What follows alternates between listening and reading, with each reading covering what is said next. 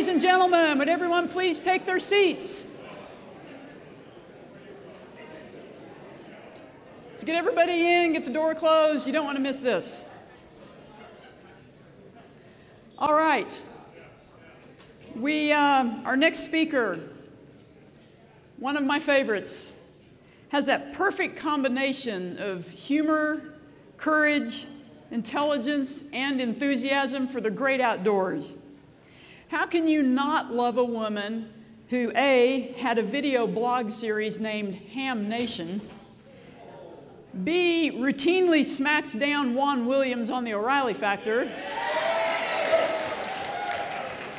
and C, climbed Mount Kilimanjaro on her honeymoon?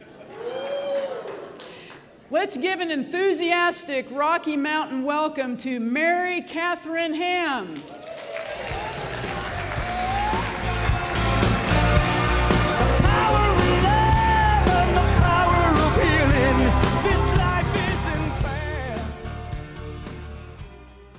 Hi, guys. Can you hear me?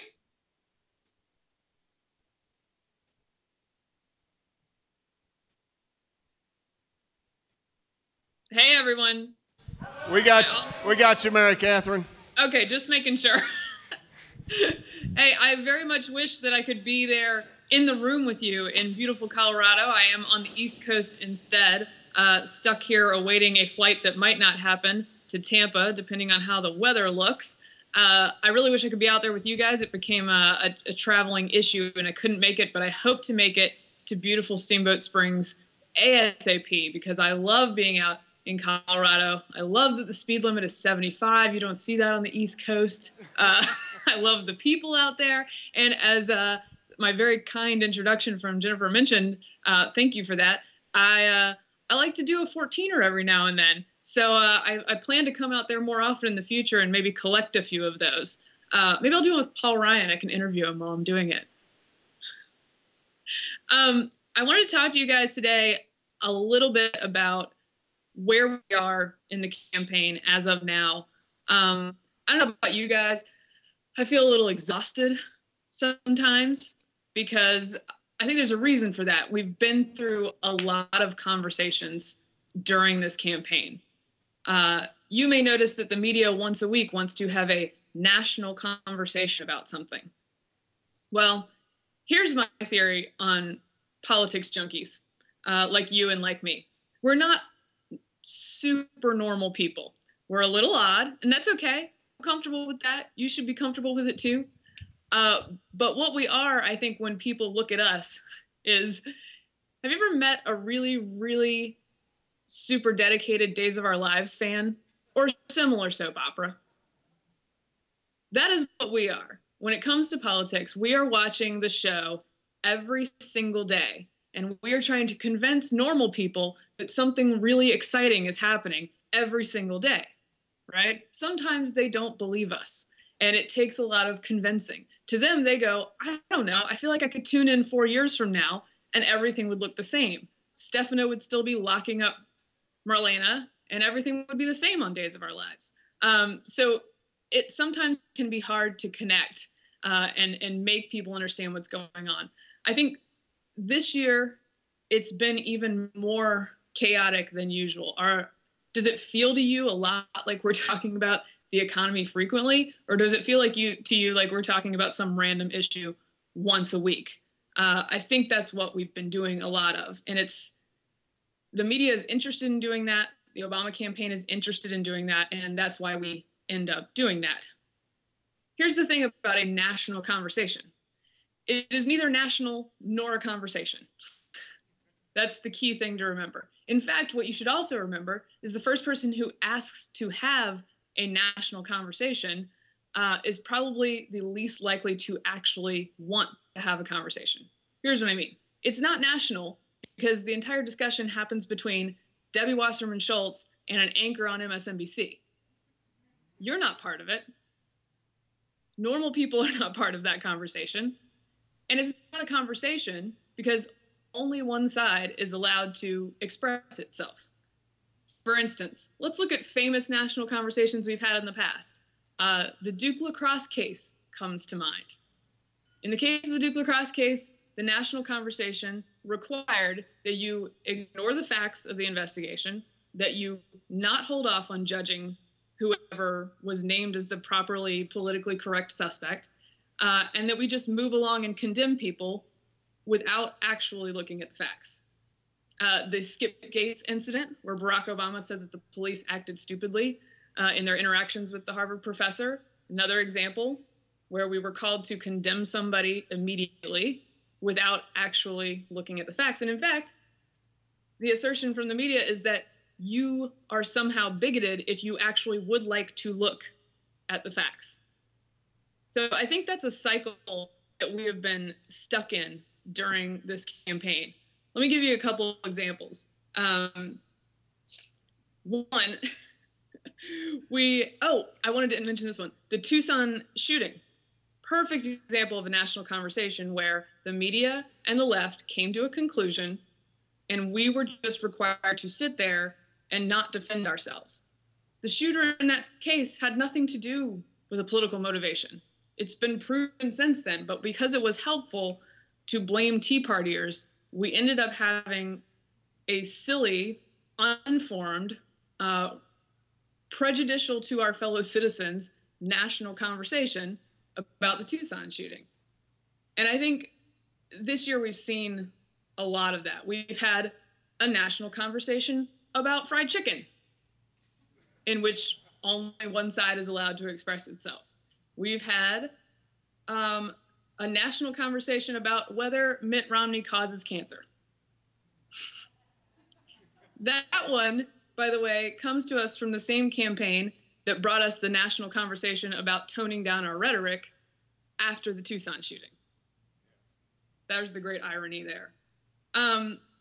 We've also had a national conversation about exactly which periods of time Mitt Romney was at Bain Capital doing what particular work. The fact that the entire nation has studied this timeline at this point is pretty insane given the big issues in front of us. But to be fair to the Obama campaign, it's pretty hard to find anybody else with a job to talk about. So I just think that this gets us into a cycle where we're not dealing with what the actual issues are. In fact, I would argue at the end of this summer, which I think we might be turning a corner here on the silly season. At the end of this summer, Mitt Romney and the right and conservatives gave Obama and the left and the media the chance to have the adult conversation that they so desperately wish to have, we are led to believe. How did we do this? Mitt Romney named Paul Ryan to the ticket. He is the politician who is brave enough to have a plan. He is the opposite of Barack Obama's reaction to the Simpson Bowles Deficit Commission. He addresses very serious issues that are very hard to talk about and are very politically scary to talk about. For instance, Medicare. Now, what happened in the week after Paul Ryan was named to the ticket? The Democrats are allegedly super excited to talk about Medicare because they know we're going to lose this issue. The media is allegedly super excited to talk about Medicare because they want to address very serious issues. And 3 days after Ryan was on the ticket, we were having a national conversation about A, Mitt Romney's tax returns again, and B, whether Paul Ryan, as a conservative, is allowed to be a fan of Rage Against the Machine. There you have it. That's where that went pretty daggone quickly.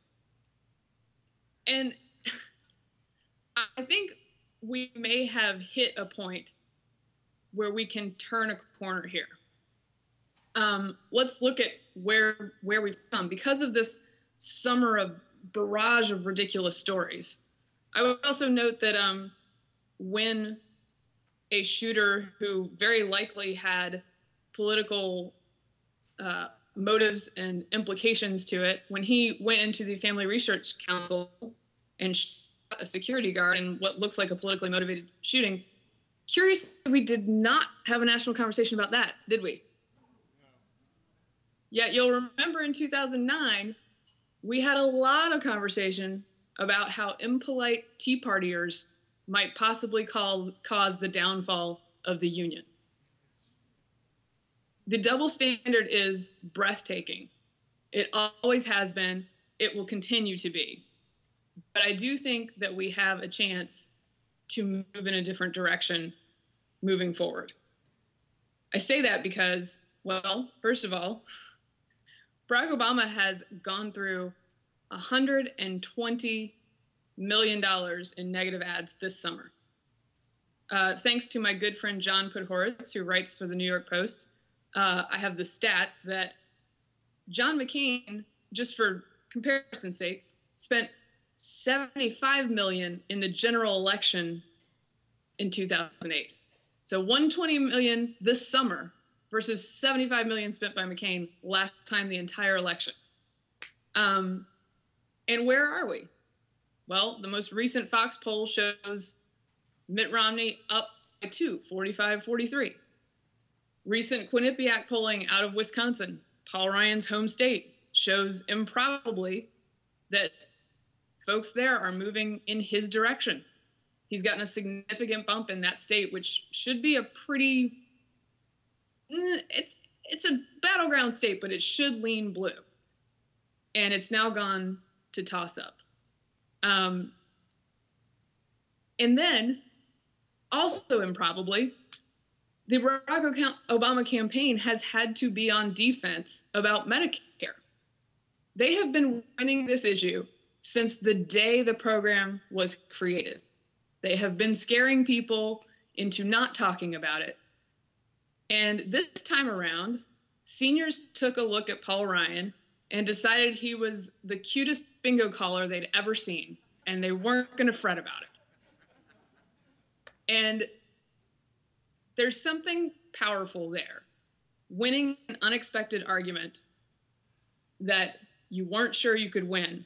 I would argue that the Wisconsin labor dispute was the same thing.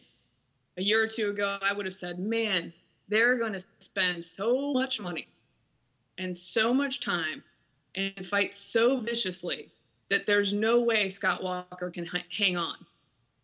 But he did. And he did with impressive support from union households who looked around them and said, they told us the sky was going to fall. The left did.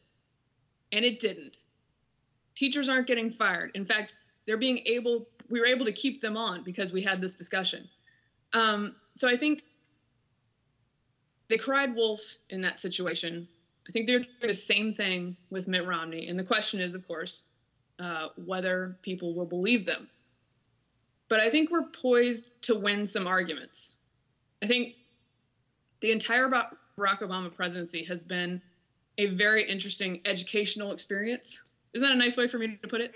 For all of us, but not only for activists. I think what has been most interesting to me, when I got to Washington, D.C., when I started my career there in 2004 or 5, and I found out that people didn't read the bills they voted on. And I thought, that's crazy. Someone's lying to me. That can't be true. Well, of course it is true. It's just that you don't know it until you see the beast up close and all of its horribleness. So I think what happened in the healthcare debate, and you guys saw this message and took it forward, is that Barack Obama wanted to pass that piece of legislation within a month and a half. Nobody would have seen anything. The negotiations would not have happened on C-SPAN, despite the fact that he promised they would. It would have gone very quickly. Giant bill, boom, we move on. What happened was people like you, who became aware of what was going on, slowed down that process so much that you could really actually see the sausage being made. And it is not pretty. And the rest of America saw it too. A lot of conservatives said, yes, this is what happens all the time. But it was an opportunity for more people to see that and really get acquainted with, look, this is how the system works. This is how it's co-opted by different people. This is how people who know nothing about healthcare write an entire bill that will turn our system upside down. Those things were new information to people. I think we continue to have an opportunity to educate people about the fiscal situation we're in, about just how gigantic the federal government is, which I don't think people really understand a lot of the time. For instance, I don't think they understand that when in Washington we say a cut to a program, what we mean is a decrease in its future growth, meaning it will never be smaller than it is today. But if you threaten to make it grow slower than it is projected to grow, that equals a cut. That is just not English or plain sense. That is Washington. And it's our opportunity to teach people those dirty little secrets. And I think having Paul Ryan on the ticket is a really good segue to having those discussions. Sitting here at the end of the summer, as far as likability goes, which has always been certainly a challenge for Mitt Romney, and obviously somewhere where Barack Obama soars, people just like him. And that's something you have to deal with in your campaign strategy. The barrage of negative campaigning from Barack Obama, the does Mitt give cancer ads and such from that side, have taken a toll. A Gallup poll just this week showed that 44% of voters think that Obama is attacking Romney unfairly. 40% of voters think the same thing of Romney. So it's close, but Obama, who's allegedly the most likable politician of our time, is 4 points ahead of him when it comes to people judging him as unfairly attacking. So that is not a bad place to start your pitch at your convention, I would argue. Mitt Romney hasn't had a lot of chances to give a nationally televised, really important, really high-profile speech that a lot of people will be watching. I think there's an opportunity for him there. I think there's an opportunity for Ann Romney, who is incredibly likable, to really knock one out of the park. And most of all, there's an opportunity for us on the right and the Republicans at the convention to have a convention where we really do have an adult conversation about what we're facing, where we really do have a conversation about whether we built that and whether we want to continue building things in the future, and whether we want to encourage people who are entrepreneurs and who are brave and take risks, or whether we want to denigrate those qualities and possibly discourage them in generations to come. I think we have an opportunity to have that discussion.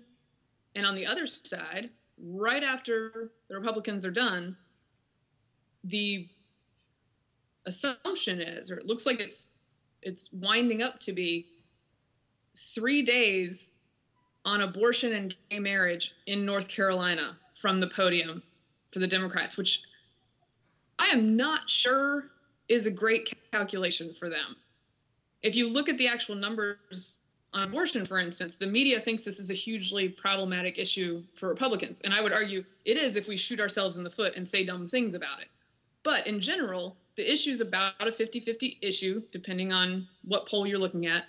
And 40% of independents consider themselves pro-life. So I'm not sure that making that the center of your convention is a good idea, that making Sandra Fluke the symbol of all that you embody is a great idea. Speaking of which, I loved the national conversation we had this summer about how Republicans allegedly want to turn back the clock on women to the dark, dark ages of 3 months ago, when they had to pay a small monthly fee for birth control sometimes. Like, that's the allegation, that allegedly 3 months ago, birth control became some sort of human right that you could not possibly fork over $10 to $30 a month for. It's ridiculous. Oh, and I forgot the national conversation about this. this is my favorite one perhaps, the national conversation about how things that Barack Obama just decided make him super enlightened while it makes the rest of us cretins. For instance, he evolves on gay marriage in the middle of the summer. A month later, we're having a discussion where we vilify Chick-fil-A for holding the exact same beliefs Barack Obama held up until 1 month earlier.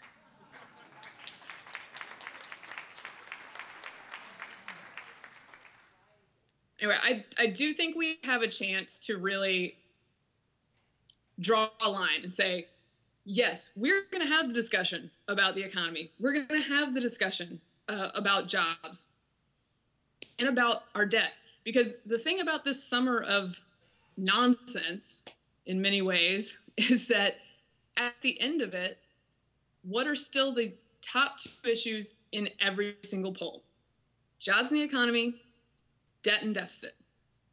They're not moving the needle on these things. And birth control as a human right is not going to creep up into the top 2 anytime soon, I don't think. What they're calculating is that they need a giant proportion of women to vote for them. And so as with all these other constituencies, they're carving out little treats for each one. Granted, that's sort of an easier way to campaign. Hey, I'll give you free stuff if you vote for me. We don't have that luxury. We have to go to people and say, look, I know there are tough choices we make ahead, but in order to sustain ourselves as a country, we have to deal with the actual facts instead of having a fight about fried chicken once every 3 weeks. That is not the path to prosperity. And it's going to be an interesting contrast in the next couple of weeks. And I think we always face the challenge of a media that wants to do what Barack Obama wants it to do. Mark Halperin said as much, Time Magazine reporter, said as much this week, I believe on Morning Joe, on MSNBC at some point, said that he just admitted, yes, the press is very susceptible to doing exactly what Barack Obama wants them to do. That means that we do a lot of filling in the gaps. You and I, talking to neighbors, talking to friends, that's why we have to educate ourselves about Paul Ryan's plan, because half the time the anchor on your evening news is not going to bother to do that. And that's why people were concerned when he was added to the ticket. Maybe this is too much to explain. Maybe people won't understand it. And I think the first couple of weeks showed that, in fact, it's Barack Obama who's afraid of the explaining. And we, and Paul Ryan, have done pretty daggone good. So congratulate yourselves on that, by the way.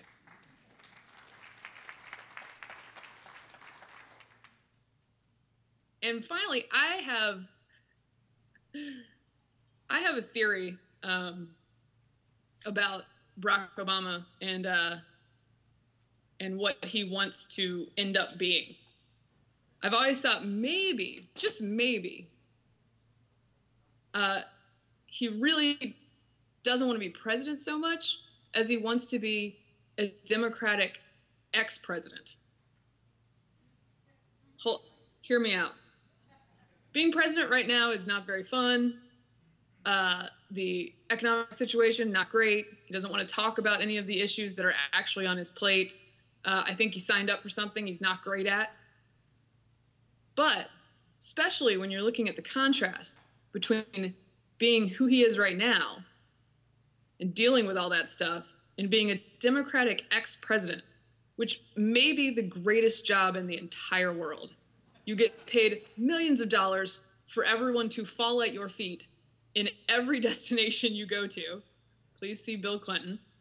And all I'm saying is that I think it's a good fit for him, and we should help him get there.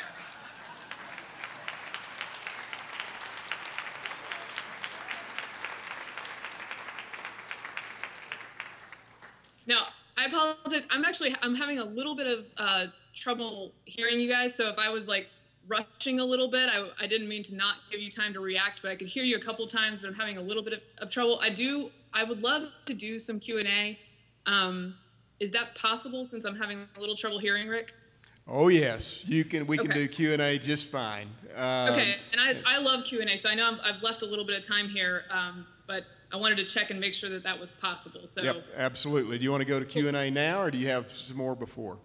Actually, I'd love to, because I can go Barack Obama style and filibuster you guys forever. I'm just kidding. I'd love to.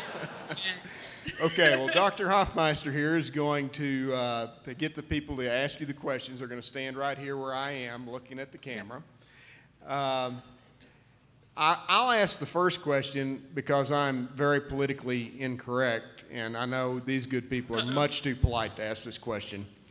How is it that you avoid killing Juan Williams?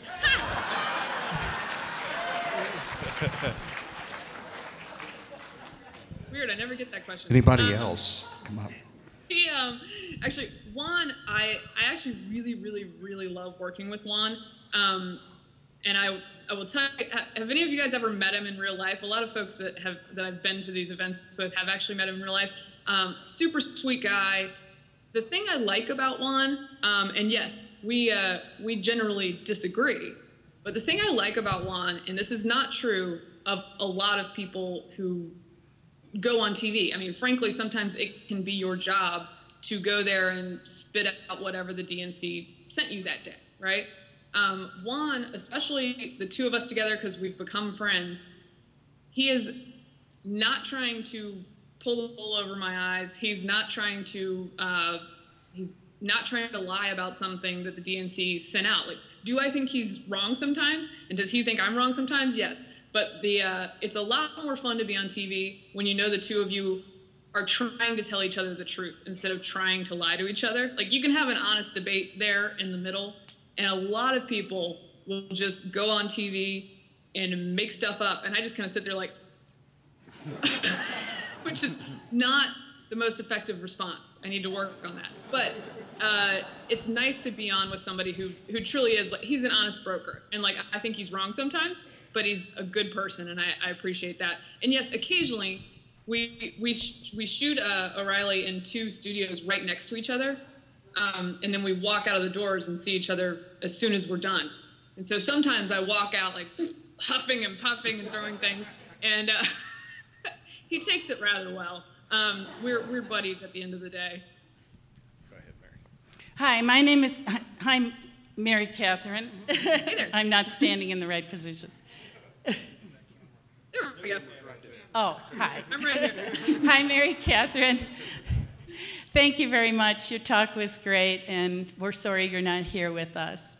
I'm from Wisconsin, and I know you mentioned Paul Ryan several times, and we conservatives in Wisconsin are very proud of the fact that Paul Ryan is from our state.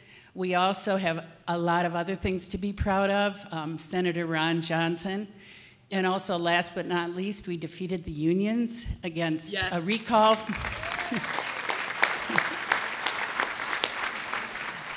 For our great governor, Scott Walker.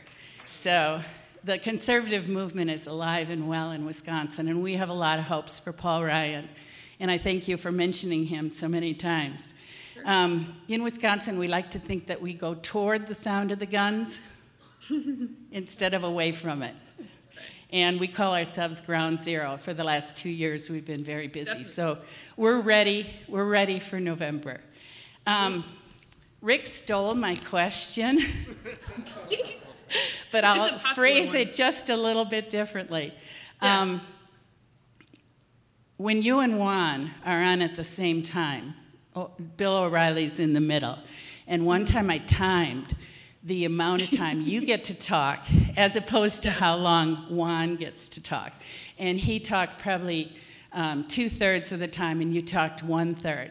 And so it's kind of a frivolous question, but I want to know how you feel about that. And is it because Juan takes over, or is it because Bill O'Reilly favors him? I think actually what the main thing is that when someone's disagreeing with him, Bill wants to talk to that person. And I will more frequently be on Bill's side And so you'll notice if I do vehemently disagree with Bill, we will talk the whole segment because he wants to be focused on, hold on, what are you talking about? And so I think that's where some of that comes from. But it's also, I've always said, and I appreciate being in this setting where I can just say like sentences upon sentences at my leisure. But I do think it's some of the best training in TV or national discourse, period, to go to have that discussion with those two every week and to say, look, this is the time I get, and I need to make my case in that amount of time. And it's been very, very good for me to work with folks who are really experienced and older than I am and have been doing it for a little longer and go, look, yeah, I'll step up to the line and I'll get my thoughts in when I can get my thoughts in. And usually in the background when I'm not talking, you see a lot of rolling eyes. Oh, and I wanted to say about Wisconsin too, thanks for everything that you guys did there. It is an amazing victory. It's one of the things over the past couple of years that I say, look, I don't think we expected to win that. I don't think like Democrats didn't see that coming. When they were making the state house in Wisconsin look like an episode of Hoarders, they were sure that they were going to win that thing. And I think it was unexpected and delightful, and I think it's super, super important and something that I think scares Democrats quite a bit. And it also means on the ground in Wisconsin, there is an incredible ground game with folks like you already in place that they handed the keys over to Mitt Romney when he walked into the state, and that is really important.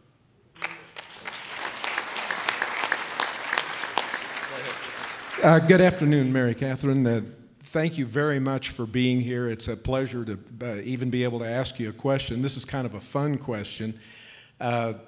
Do you look forward to the vice presidential debate with Paul Ryan and Joe Biden as much as I do? Yes, I have an advent calendar that I open up until that date. No, it's going to be the greatest.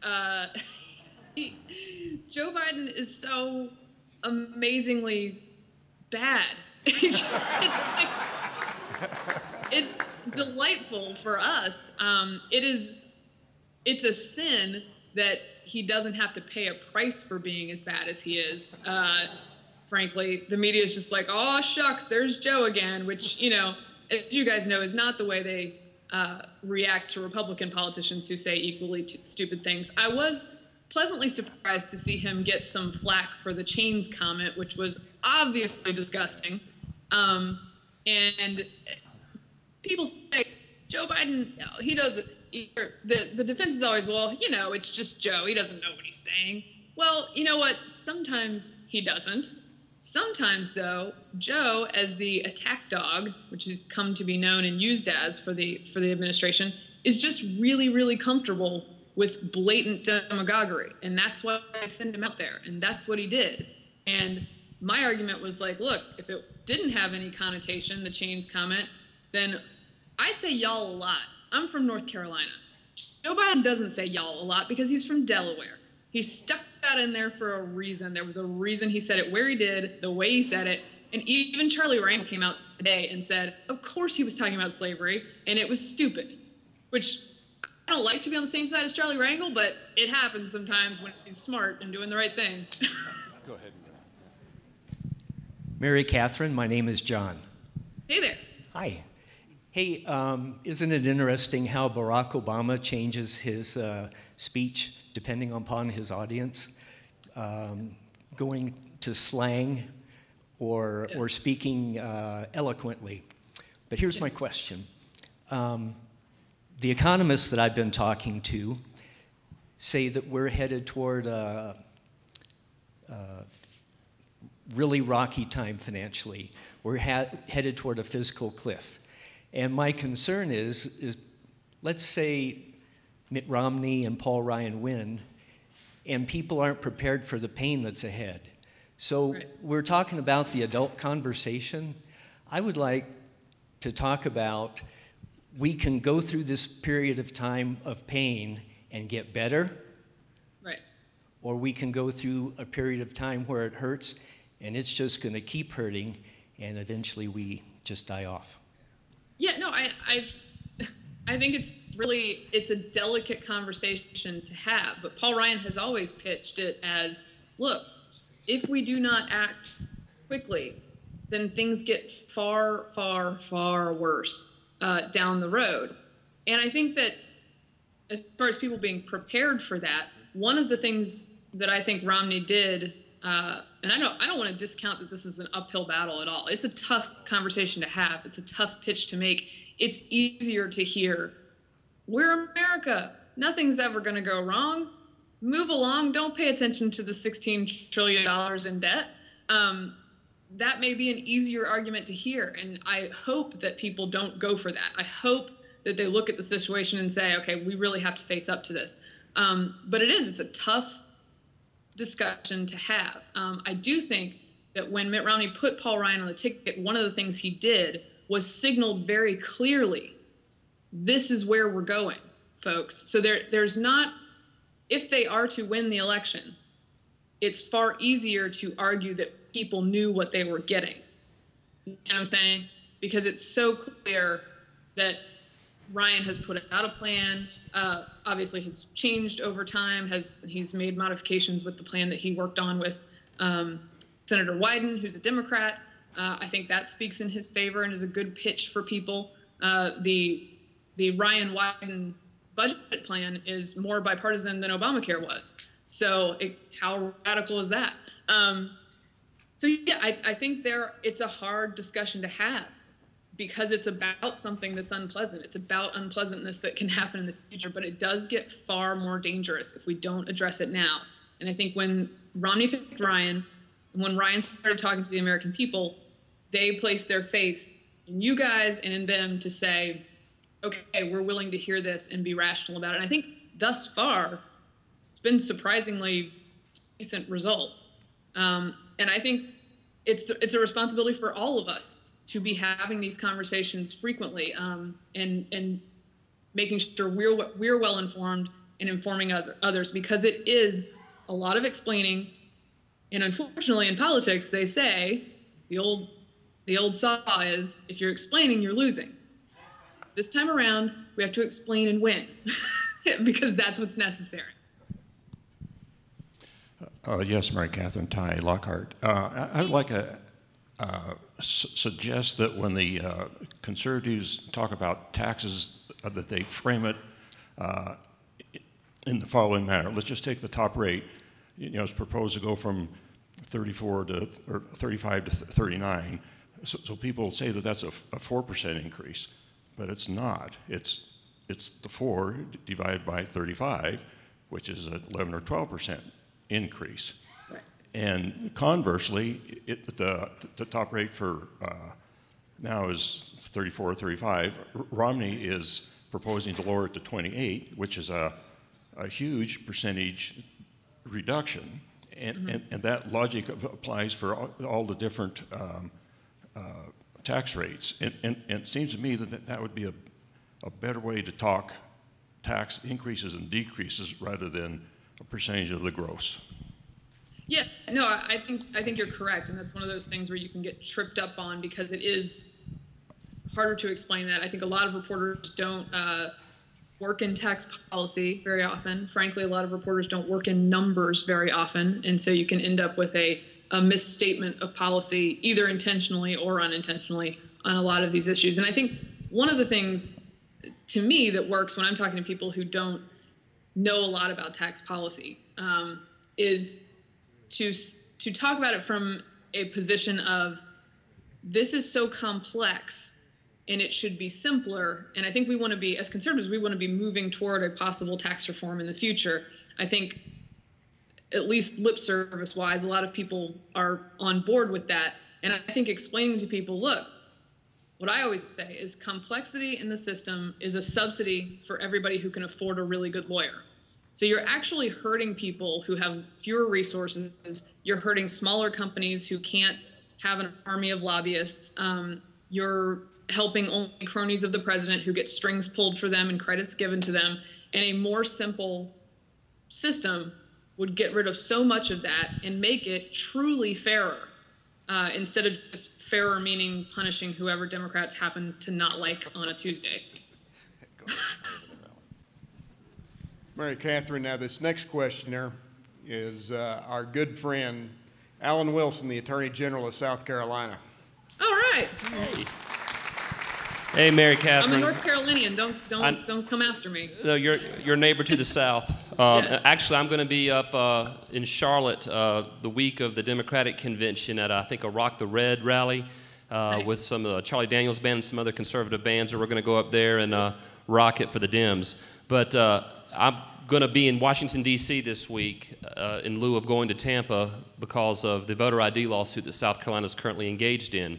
Right. Over the last year and a half since I've been elected, you've seen a bunch of conservative AGs step up to the cusp on the bubble of preventing the federal government from coming in and taking away individual liberties and attacking the state sovereignty and basically infringing on the 10th Amendment. Whether it's the National Labor Relations Board, which is an interesting concept because you've got a judicial function and a prosecutor operating in the same agency doing the union's will, whether it's the EPA and Lisa Jackson imposing onerous regulations on businesses by unelected bureaucrats who like to rule by administrative fiat, whether you have the Affordable Care Act, lovingly known as Obamacare. And right now, I'll give you a little sneak peek, and no one else in this room has heard this yet, but some other conservative AGs and I are looking strongly at Dodd-Frank. And you'll be hearing more about that on Fox News in the coming weeks. But the topic at the moment is the voter ID lawsuit, and I've seen this administration in the dialogue, and you talked about the the issue of the week, the national discussion. It's always an age group versus another age group, or one race versus another race, the haves versus the have-nots.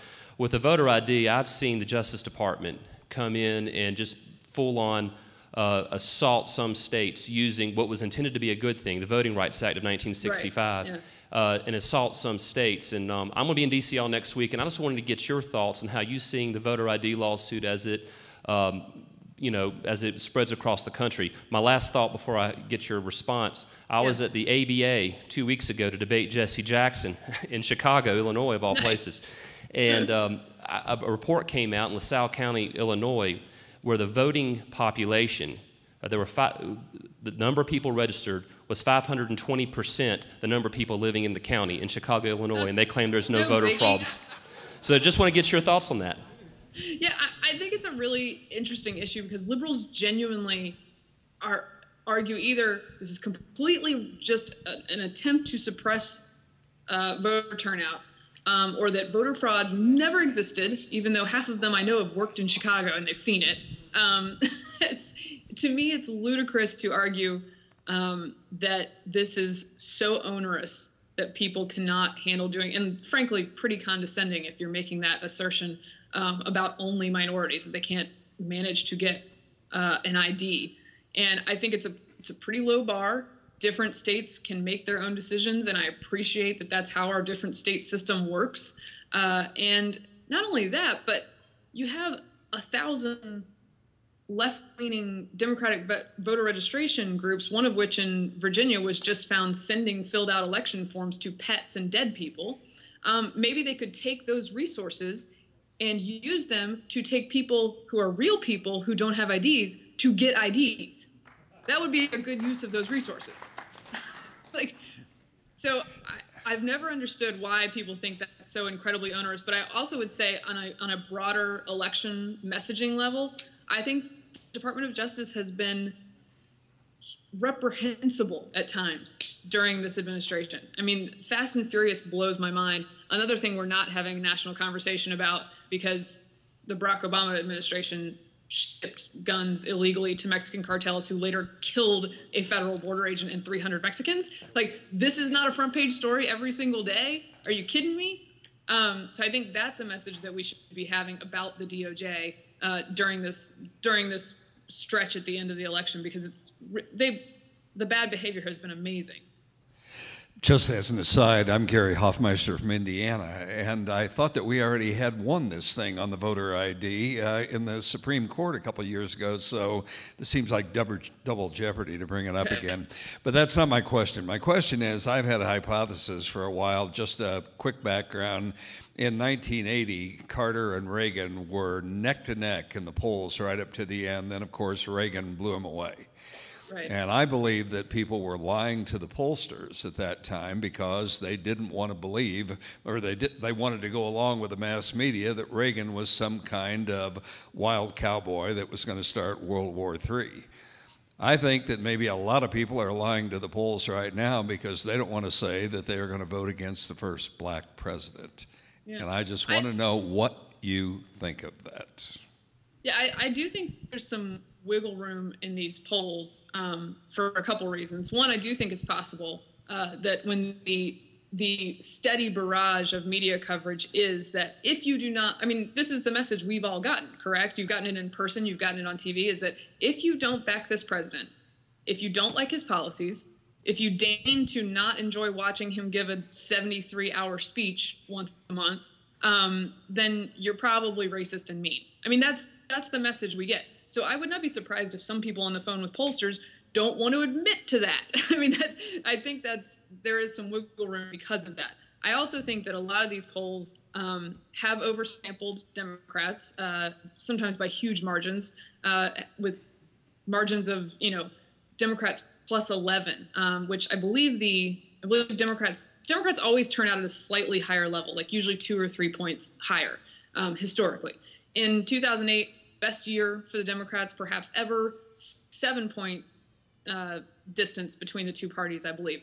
So you would have to believe some of these polls that Democrats will turn out 4 points more than even 2008 this time around, and they're just not excited enough to do that. I've talked to a couple pollsters who just say, look, these D plus 11 or D plus 9 and 13 are a little out there. Now, I actually think it's not the most unhealthy thing to look at the polls and go, we've got some work to do. I think part of the Obama campaign's issue from the beginning has been that they really underestimate Romney. In this new Glenn Thrush Politico ebook that they put out this week about internal machinations of the Obama campaign, one of the discussions they have is like how they've almost unable to strategize because they're just sitting there laughing at Romney. Well, that is an unfair take on Romney, and it's going to hurt them in the end not to have respect for what the other team can do. I think it's important for us to have respect for what they're capable of. Barack Obama's been a very talented campaigner, and so we should be wary of that. And so having our heads in the game, not the worst thing in the world right about now. Mary Katharine, it's Jennifer Schubert-Aiken from right here in Steamboat Springs. I have 2 final questions for you. Okay. The first one is, you have a room full here of approximately 250 citizen leaders from all over the United States. What is your advice to them when they leave here this weekend? What can they do when they go back to their hometowns to make a difference in advancing conservative principles in this country? A couple things. First of all, I would argue, especially because I keep saying this is going to be an explaining election, I would buff up on the Ryan budget and the Wyden-Ryan budget as well. Get your basics facts down. Know that the press is going to be misleading people on this.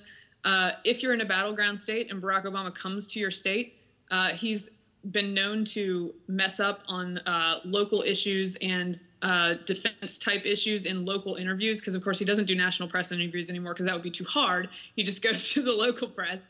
So I would watch him closely in those situations. The "you didn't build that" comment came at a Roanoke, Virginia rally, and people being sharp-eyed about that kind of thing is important. And I had another thought and I just lost it. What was it? Oh, I know what it was. People in your community who there are people out there who really look at Obamacare as a steam engine coming at them. They've got a situation that they put together for their family that they're comfortable with, or their business that they're comfortable with, and they're going to have to make changes because this is coming down the tracks at them. Anything you can do to find those people and make sure that their stories get out is important. Because I think we get too little of that in the national press. I'm always trying to find those people. And I think in your communities, you're a little bit better tapped in to find those small businesses that go, look, I'm not even going to be able to give healthcare to my people anymore because it's so expensive now. And those are really important stories. And my final question is, which 14ers would you like to climb? I have to take recommendations from you guys because I haven't done any in Colorado yet. I just started my my climbing career last year. So I've been up Pikes Peak, but it was for the race. So I couldn't go all the way up to the top. So I just was up there like partway, 11,000 feet. But I'm happy to try any and all. So. Okay, when you come back next summer in person, we'll arrange some 14er climbing for you. How's that? I'm into that. All right, Mary Katharine Ham, thank you so much for your time. Safe travels. God bless. Thanks for joining us by Skype today. Thanks so much. I'm glad it worked out.